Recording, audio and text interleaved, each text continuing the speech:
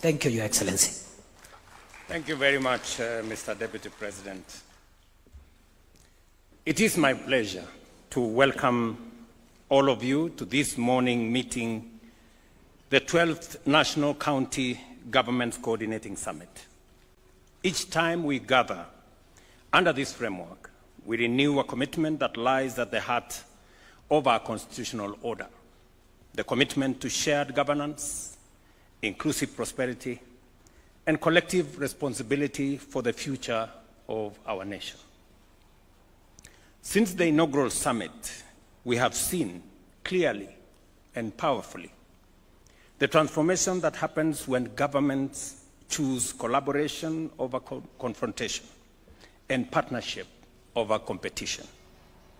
Devolution has not only drawn the machinery of governance closer to the people, but it has also energized counties to become genuine engines of local development, centers of coordination, and champions of responsive, people-centered service delivery. Over the past year in particular, this summit and the spirit of partnership has been evident across the country. Counties have stepped up assertively, strengthening healthcare delivery under the Social Health Authority reforms, expanding agricultural value chains, accelerating the establishment of county aggregation and industrial parks, and adopting digital systems that have modernized planning, record keeping, and payments at the county level. I must congratulate all governors and their staff for this great achievement. These reforms are visible in our hospitals, where supervision has improved, in farms and markets, where farmers and traders now benefit from better infrastructure and coordinated support, in schools, where collaborative programs such as the transfer of school feeding initiatives and assets are enhancing enrollment and retention in our schools, and in households where citizens now interact with government more easily, efficiently, affordably, and transparently. For our part as the national government, we have stood shoulder to shoulder with counties. We have implemented fiscal and structural reforms that guarantee more predictable cash disbursements, strengthened monitoring of summit resolutions, and introduced collaborative systems of planning and reporting.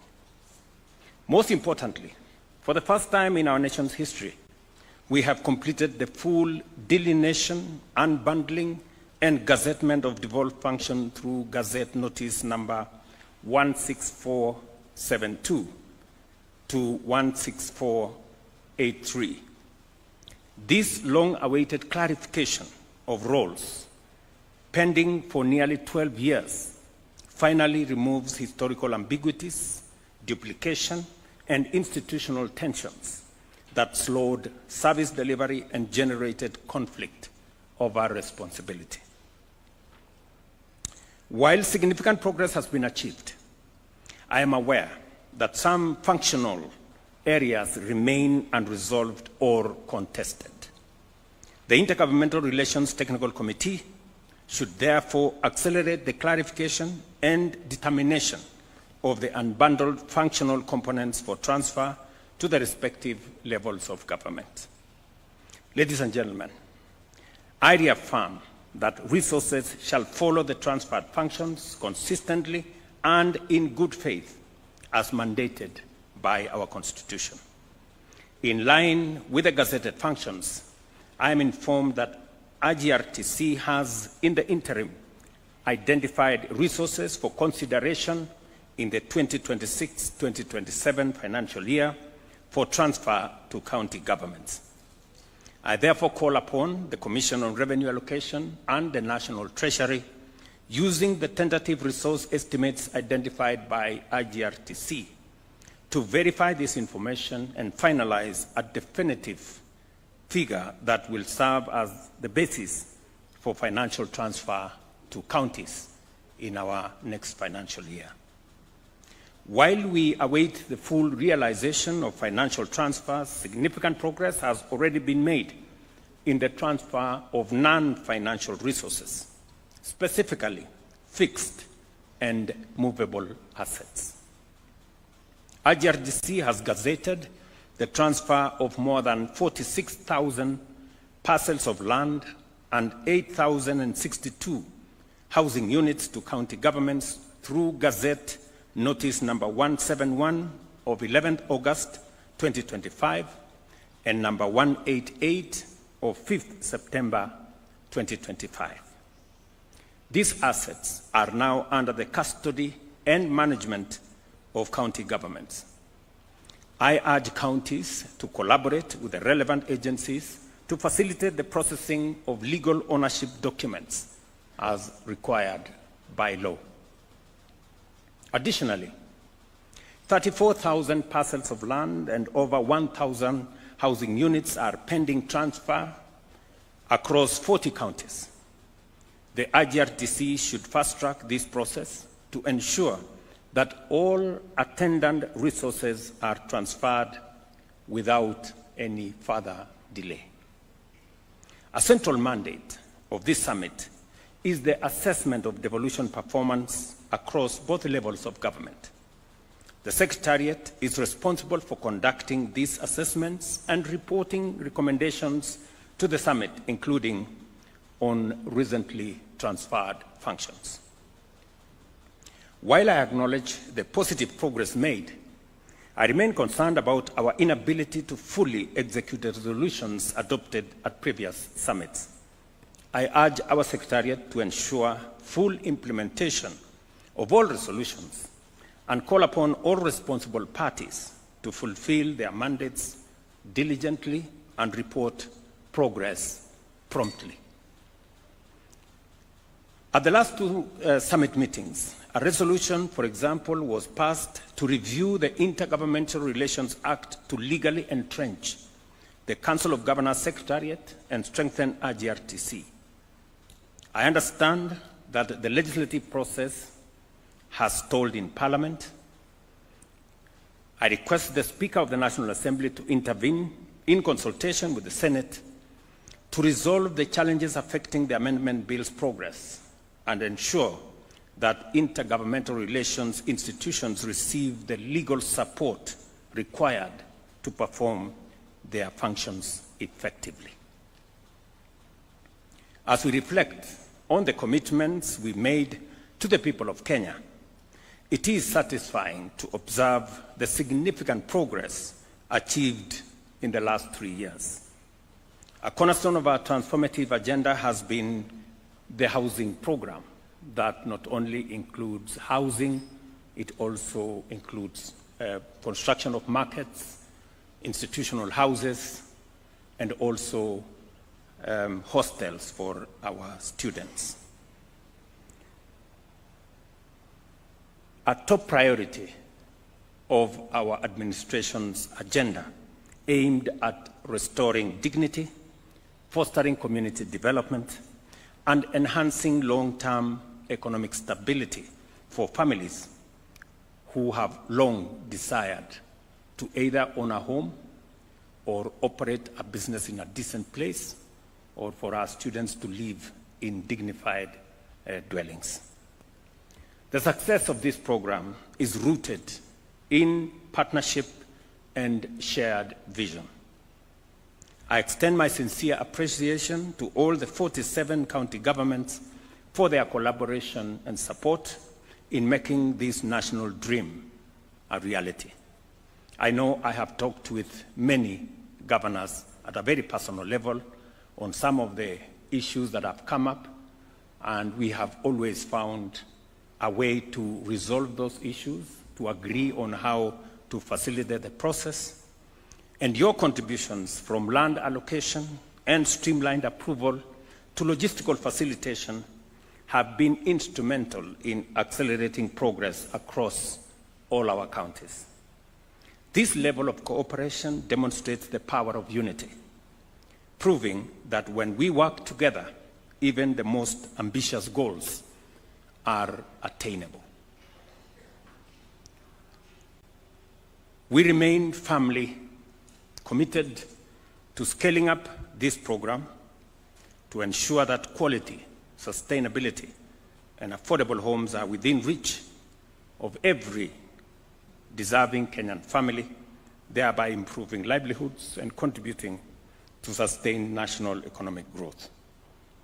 We have done the same on matters health, and I must commend counties for what we see as significant developments, including progress in supervision, delivery of service, delivery of health commodities, personnel issues, and an array of collaboration that has made it possible for us to be able to jointly deliver on health, a very primary and present agenda of this administration. I know we will be having a conversation on some of these issues as part of the main agenda. And maybe I should also take this opportunity to assure all of us that we have managed to structure a relationship that is going to support our health delivery outcomes with the government of the United States. And just to set the parameters correctly, the government of the United States is a solid partner of the government of Kenya. It is not a relationship that began recently. It is a relationship that has been built over time, a relationship that has been of mutual benefit to both the people of Kenya and the people of the United States. And when President Biden invited me 2 years ago for a state visit, the first after 18 years by an African head of state, it was a statement of confidence in the relationship between our two countries. When President Donald Trump invited me also alongside other colleagues from our region last week, we did agree between the two governments that much as we were going to sign one of the most consequential agreements on peace and security in our region, it was also necessary for us to further consolidate the relationship between the United States and Kenya by signing an agreement on matters health.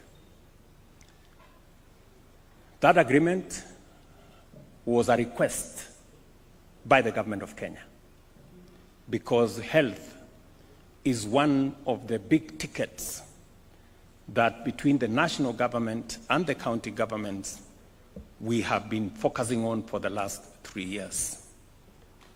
And it is because many families, many people in Kenya have suffered a great deal. Many people, in fact, estimates have put it at almost 1 million families every year sink into poverty and debt because of hospital bills. And therefore, it became a concern for us as citizenry in Kenya. It became a campaign matter for all parties in the last election. And we have robustly and aggressively undertaken far-reaching reforms in that sector. We did, as a government, request the United States to support us in this space, and they acceded to our request. And when I got the invitation, I did propose that maybe that was a good occasion to sign off on the agreement that we were discussing. The government of the United States did send in officials from Washington to come to Kenya. We did undertake the negotiations. I must commend C.S. Duale, P.S. Oluga, and the teams at Ministry of Health for working overtime with the support of the Office of the Attorney General to finalize on that agreement and to facilitate the signing of that agreement on my visit to the United States last week. For the people of Kenya, the United States is supporting Kenya with $1.6 billion, which is just over 200 billion shillings over the next 5 years in the health sector, a sector they have been supporting for a long time. In fact, the numbers show that the United States has spent $7 billion in Kenya on matters health over time. Let me also say that this facility is not alone. I have seen some comments whether we are contracting more debt. Just to assure the nation that this is not a loan facility. I have also been careful to make sure that the negotiations were clear. If you followed the United States Secretary of State, Marco Rubio, did state clearly that we have working institutions in Kenya. We did not become the first country to sign an agreement on health with the United States by default. We became the first country by design because we have the requisite institutions and we have the requisite human capital with the capacity to undertake any negotiation.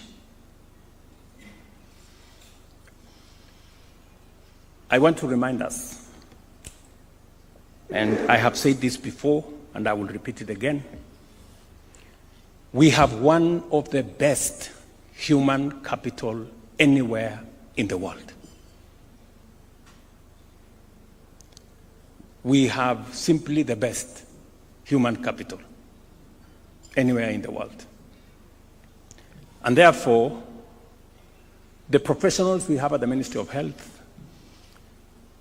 the public officials and professionals we have at the Attorney General's office are as good, if not better, than those from anywhere in the world.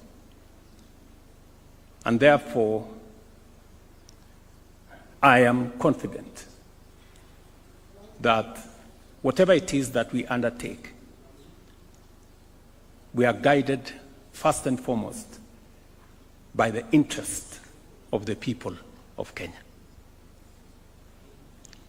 And I want to be very categorical that our goal is crystal clear. Our focus is razor sharp, if not laser sharp. And our resolve and determination is that of steel on making sure that in every undertaking, we not only centralize the interests of the people of Kenya, but we pursue what is good for our nation. Nobody no government will take advantage of the people or government of Kenya.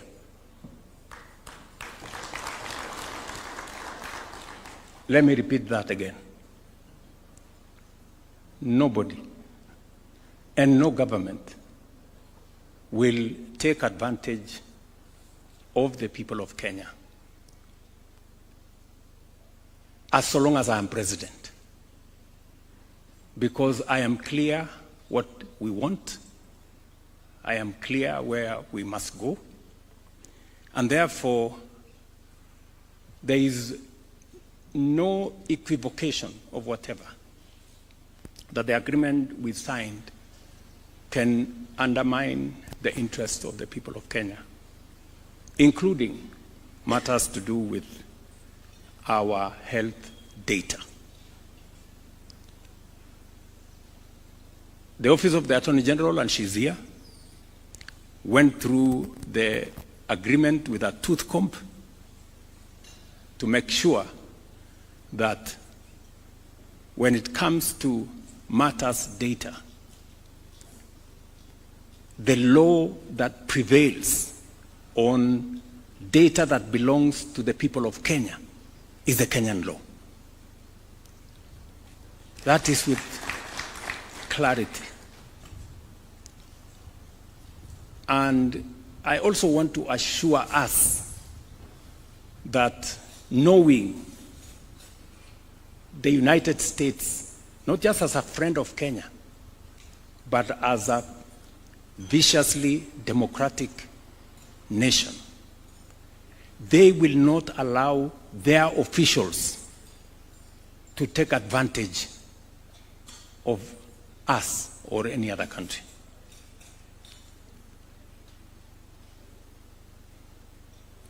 They will not.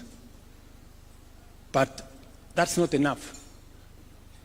Much as they will not allow their own officials to take advantage of others, we will not allow ourselves to be taken advantage of by anybody. Even if there was an opportunity for anybody to take advantage of us, we will not allow it. So, I just want to, because I know health is actually a shared responsibility in some way between the national and the county governments, and the resources that we have sought to assist us in this sector. The government of the United States themselves, they made a decision that they don't want to give their money to NGOs. They want to give their money to government. It is not our decision. It is their decision. So if anybody is annoyed in between here, they should take their anger to another place. They should not bring it to us. You know, I know there are entities that have been benefiting from these resources, you know, and as a result, they are sponsoring all manner of stories around. If they have a problem with the current structure, they should go and talk to the government of the United States, because they are the ones who decided that for efficiency and efficacy, they want these resources to come directly to government and to give assurance to the county governments here that those resources will find their way to our counties.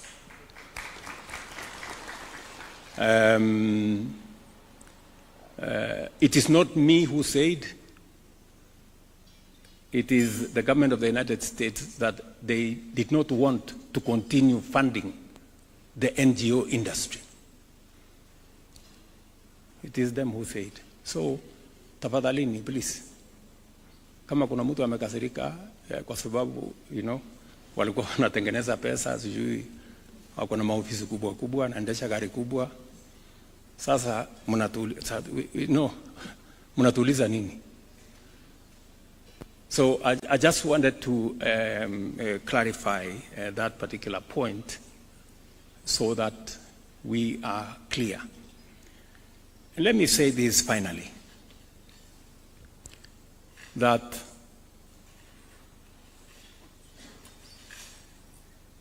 we have the capacity, to do the things and to protect the interest of our nation.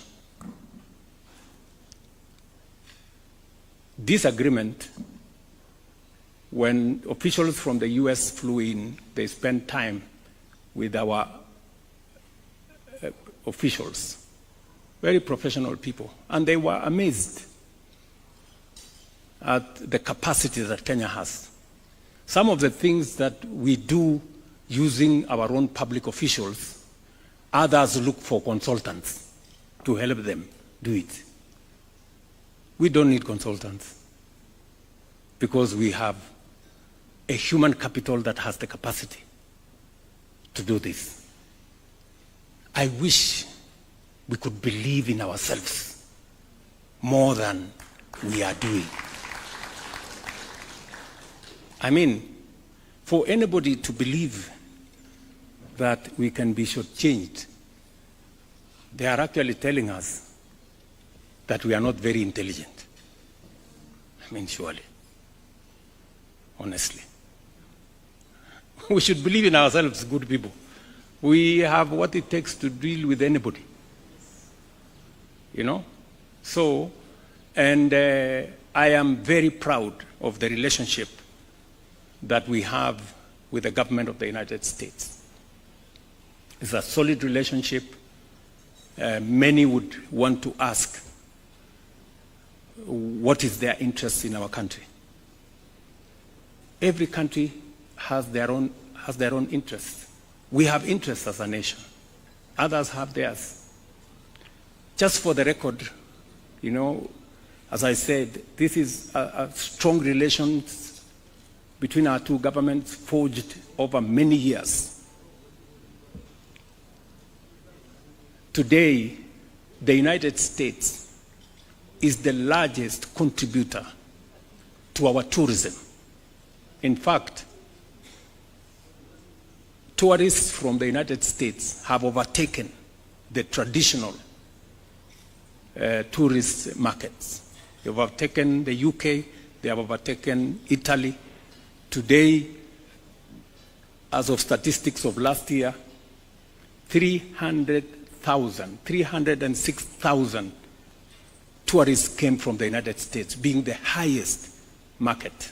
It speaks to the strong relationship between our country and the United States. If you go to the Nairobi Securities Exchange, the largest investors in our bonds and securities and shares at the Nairobi Securities Exchange are from the United States. And so that it doesn't surprise you, we might actually be the first country to conclude a bilateral trade agreement with the United States again. Forget about what we have already done on health. We might be the first ones to also complete our bilateral trade agreement with the US.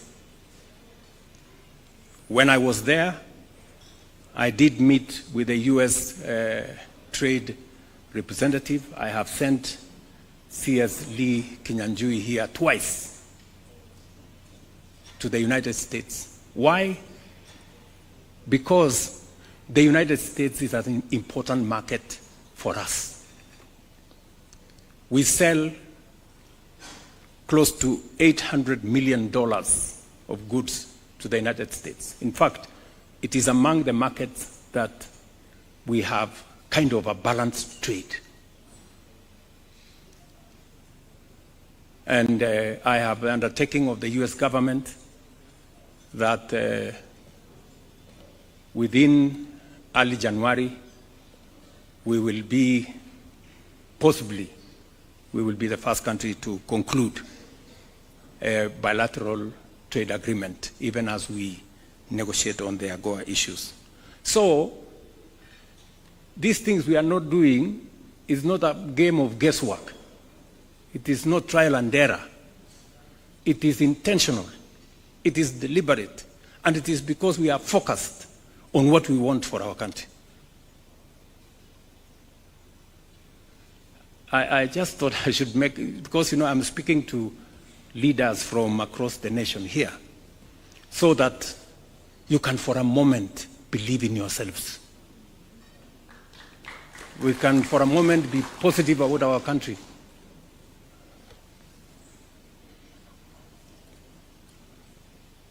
We don't want to take advantage of anybody, and I promise you, nobody will take advantage of us. Nobody. And I don't think the United States, being the responsible friends that they are, would want to take advantage of us. There is a clear, demonstrable, documented, strong relationship between the United States and Kenya. Whether it is our defense agreements and support that we get from them, whether it is the agreement that we have signed on health, whether it is the tourist numbers that come to our country, or the trade that is going on between us and the United States, which, by the way, employs close to 50,000 Kenyans, just the trade with the United States, or the bilateral labor agreement that we are about to sign. It speaks to the strong relationship between our two countries. And it is in that context that we are engaged. As I conclude, I express my very deep gratitude to all governors, cabinet secretaries, the State Department of Devolution, and the IGRTC for your dedication. Let us sustain the spirit of consultation and partnership, and let us remain focused on our shared goal, a Kenya where every county thrives and every Kenyan feels seen, heard, and served as we deliver on the promise of devolution. I thank you.